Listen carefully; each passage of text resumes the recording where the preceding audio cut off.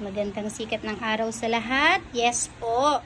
Ito na po ang pinakustomize na mutya ng buto ng langka.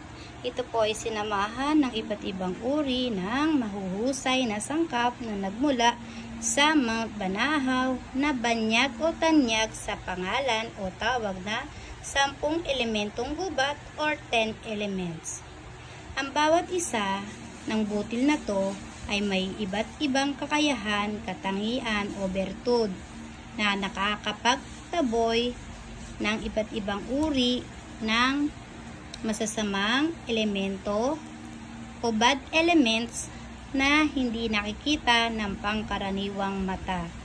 Ito rin ay pandepensa sa gawang tao. Alam niyo na kung ano yun. Sa mga gumagawa ng pangkukulam. So, yan guys. Ito ang pandakaking itim, palmerang gubat, dignum, krusang baging o sinukuang baging, gumamela seli, sinag araw, bola ng Santo Niño, piling gubat at dignum pulang walang lanit. Yan po. Ang bawat isa na to ay may iba't ibang uri ng kakayanan tulad halimbawa ng pandepensa, kalakasan at kaligtasan at pangtaboy ng malas o sumpa. Siyempre, ang mutya ng langka ay kilalang kilala sa larangan ng espiritual na pang-akit o panghalina, pampalakas ng aura o alam niyo na, karisma. Pero gamitin lamang sa tama at huwag sa paghahangad ng di maganda sa kapwa.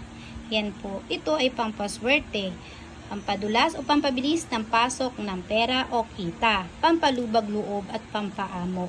Napakagandang kombinasyon sapagkat ang 10 elementong gubat ay sakop na ang lahat ng katangian na hahanapin mo.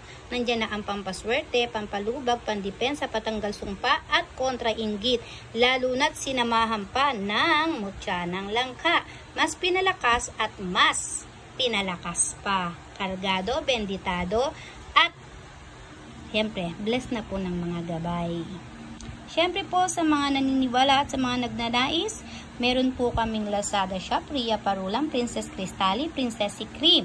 TikTok account ko po, Ria Parulan, at syempre, ang YouTube account ko po ay Ria Parulan pa rin. Sa hindi pa mga nakaka-subscribe, papindot naman po ang button bell at nang kayo po ay laging updated.